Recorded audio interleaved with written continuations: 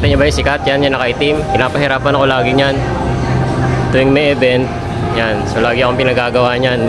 Oh, tawa-tawa ko pa dyan. Buisit ka talaga. Yan, oh. Good evening mga idol. Nandito kami sa handaan ngayon. Yan, sa stadium. And tapos na kami gumawa. Gumawa kami ng ceiling dito. Napakita ko sa inyo yung ceiling. So yan, yung minimalist ceiling namin.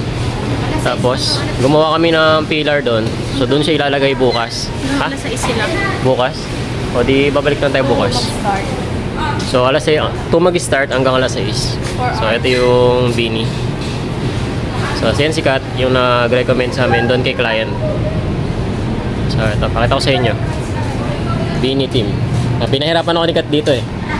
Sa team na to eh. Gusto niya pa yung pang ano eh, yung pang Hawaiian style eh. Pangit yun no? Oo. Ay, siling.